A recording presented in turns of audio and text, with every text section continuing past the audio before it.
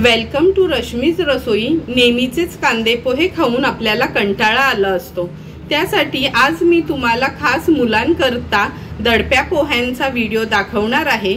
त्यासाठी हा व्हिडिओ तुम्ही शेवटपर्यंत बघा आणि माझ्या चॅनलला लाईक, शेअर आणि सबस्क्राइब करा। दडपे पोहे बनवण्यासाठी आपण हे जाडे पोहे घेतले, जे आपण कांद्या पोह्यांसाठी वापरतो ना, तेच पोहे यूज करणार आहोत। एक कांदा बारीक चिरून घेतलाय, अगदी अर्धा टोमॅटो बारीक चिरून घेतलाय, मटरचे दाणे बॉईल करून घेतलेत, 2 टेबलस्पून तेल यूज करणार आहोत। नंतर हा बटाटा मी हाफ बॉइल्डच करून घेतलेत आणि ह्याचे छान पीसेस करून घेतलेत। आपण नंतर हे शेंगदाणे वापरणार आहोत मूठभर। ही आपली आलू भुजिया आहे। नंतर ही तळलेली चण्याची डाळ जी आपण भेळमध्ये वापरतो, एक लिंब, गार्निशिंगसाठी थोडी कोथिंबीर, डाळिंबाचे दाणे, खवलेलं ओलं खोबरं, फोडणीसाठी आपण ही राई, बडीशेप, मिरच्या घेतल्या 2, कढीपत्त्याची पानं, 1 चमचा साखर आणि चवीप्रमाणे मीठ यूज करणार आहोत। सर्वात आधी हे पोहे आहेत, हे मी ह्या चाळणीतनं चाळून आणि थोडे ओले करून घेते, म्हणजे जसे आपण कांद्या पोह्यांसाठी करतो ना, सेम तसेच। हे बघा, पोहे हे असे भिजवून घेतलेत आणि ह्या चाळणीवर ठेवलेत। हे थोडे ड्राय होईपर्यंत आपण फोडणीची तयारी करून घेऊया।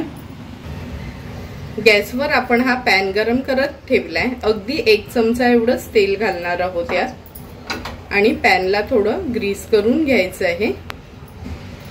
आता हे जे हाफ बॉइल केलेले बटाटे आहेत ते आपण ऍड करणार आहोत ह्याच्यात आणि थोडे परतून घ्यायचे आहेत, म्हणजे दडप्या पोह्यांमध्ये त्याची खूप छान टेस्ट येते। हे बघा, बटाटे आपण व्यवस्थित परतून घेतले, तुम्ही बघू शकता कलर त्याचा थोडा चेंज झालाय। आता हे मी काढून घेते। ह्या बोलमध्ये आता हे भिजवलेले पोहे आपण काढून घेऊया। तुम्ही बघू शकता मी थोडेच भिजवून घेतलेत आणि हे मोकळे पण छान झाले चाळणीवर ठेवल्यामुळे।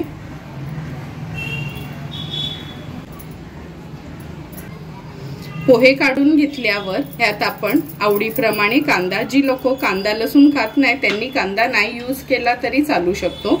नंतर हे बटाटे,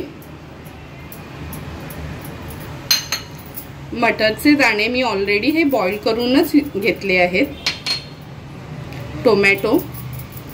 टोमॅटोतल्या पण बिया काढून तुम्ही चिरून घ्या, म्हणजे त्याचं पाणी होत नाही। नंतर ही आपण जी भेळमध्ये वापरतो ना, ती तळलेली चण्याची डाळ, साखर चमचाभर,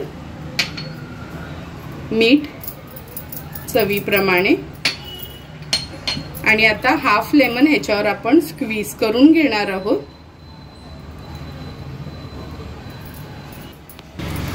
आता हे सर्व इन्ग्रेडियंट्स आपल्याला व्यवस्थित मिक्स करून घ्यायचे आहेत।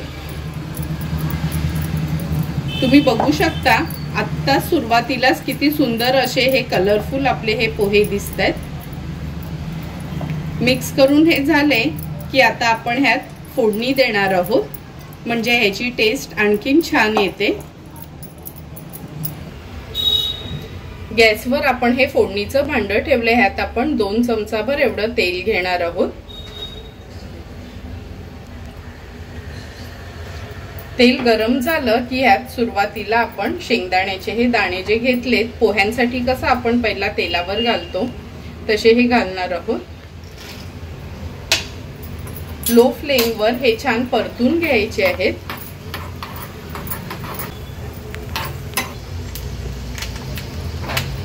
हे बघा, आपले शेंगदाणे छान तडतडलेत, आवाज येतोय त्याचा। आता ह्यात आपण राई घालणार आहोत, नंतर बडीशेप, मी नॉर्मली पोह्यांमध्ये बडीशेपच यूज करते, हिरवी मिरची आणि कढीपत्त्याची पानं। मिरची तुमच्या आवडीप्रमाणे तुम्ही वापरू शकता। मी इथे 2 हिरव्या मिरच्या घेतल्या, म्हणजे थोडा आंबट, तिखट, गोड अशी आपल्या ह्या दडप्या पोह्यांना टेस्ट येईल। आता ही आपली फोडणी व्यवस्थित तयार झाली। गॅसची फ्लेम मी स्विच ऑफ करते आणि ही फोडणी आपण त्या पोह्यांवर ओतून घेणार आहोत। तयार झालेली ही फोडणी ह्या पोह्यांवर आपण ओतून घेऊया।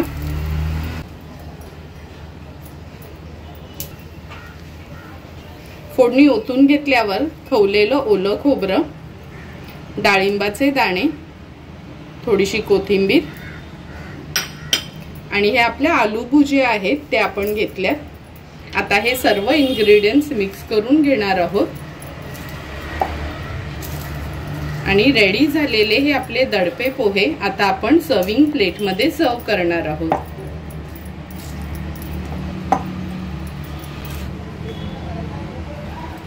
सुंदर असे तयार झालेले हे दडपे पोहे आपण ह्या सर्विंग प्लेट मध्ये सर्व करून घेतोय। कोणी पाहुणे येणार असतील अचानक आणि हे सर्व इन्ग्रेडियंट्स तर घरात अवेलेबलच असतात, तर तुम्ही पण माझ्या पद्धतीने हे दडपे पोहे घरी तयार करू शकता आणि पाहुण्यांना एक छानसा सरप्राईज देऊ शकता। तुम्हाला जर मी बनवलेले हे दडप्या पोह्यांची रेसिपी आवडली असेल तर तुम्ही पण नक्की माझ्या पद्धतीने एकदा तरी हे पोहे घरी ट्राय करा आणि मला कमेंट करून सांगा की तुम्ही बनवलेले हे दडपे पोहे कसे झालेत ते। तुम्हाला जर मी बनवलेल्या ह्या दडप्या पोह्यांचा व्हिडिओ आवडला असेल तर नक्की माझ्या चॅनलला तुम्ही लाईक, शेअर अँड सबस्क्राईब करा। Thank you for watching my video.